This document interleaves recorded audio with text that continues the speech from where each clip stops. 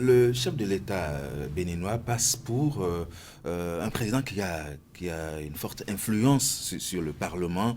On a vu lors des votes de certaines lois, notamment même de la Constitution en 2019 et d'autres votes.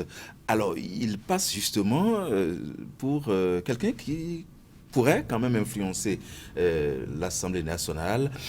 Précisons également que le camp présidentiel est largement majoritaire à l'Assemblée nationale.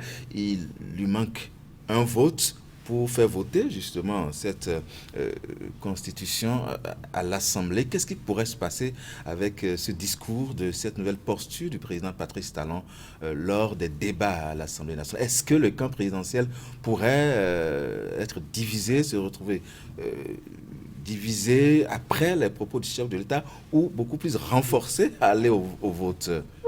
Oui, alors déjà ce que moi je voudrais remarquer, c'est qu'en 2019, le Parlement était composé uniquement de partis acquis donc à la cause du chef de l'État. Donc à ce moment-là, on ne peut pas dire forcément qu'il y a difficulté à faire voter les lois qui ont pu passer à cette époque. Aujourd'hui, il y a eu unanimité justement, il n'y a pas eu de... Oui, tout à fait. Il n'y a pas eu de voix, il n'y a pas eu de voix discordantes de la majorité parlementaire qui soit allée contre.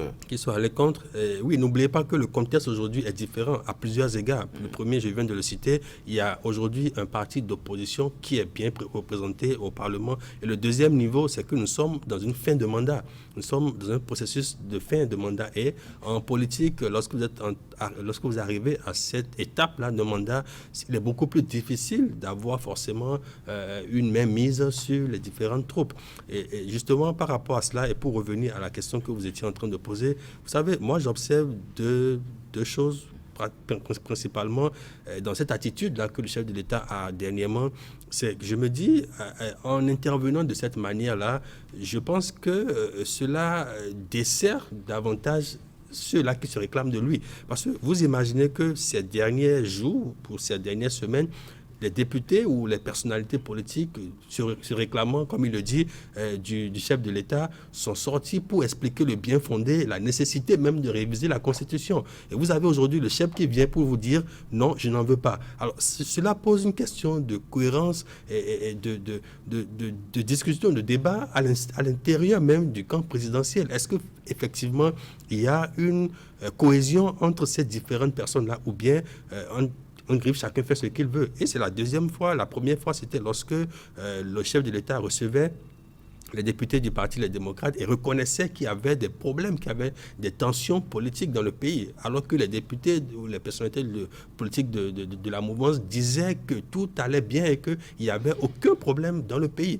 Et justement, tout ceci tend à davantage crisper ou tendre les tensions entre les députés se réclamant du chef de l'État et ceux de l'opposition. Et donc aujourd'hui, cette proposition de loi qui se trouve donc sur la table du Parlement devra être débattue. Mais avec cette posture-là du chef de l'État, on voit très bien que ça va créer davantage de divisions à l'intérieur même des différents partis, puisqu'il n'y a pas déjà une unanimité. Le député qui a déposé cette proposition de loi dit lui-même qu'il a fait, pas au nom de son parti, mais en son propre nom. Déjà, ce qui pose un problème, à mon sens, parce que lorsque vous êtes député d'un parti et que vous voulez faire un tel geste aussi élevé de sens et de conséquences, vous suivez soit dans une dynamique partisane de groupe, c'est-à-dire vous le portez au nom de votre parti politique ou de votre groupe parlementaire, mais se lever en individualité comme ça pour déposer une telle proposition de loi, pour moi, est déjà le signal qu'il n'y a pas forcément unanimité, il n'y a pas forcément convergence de vues sur ce qui veut être fait.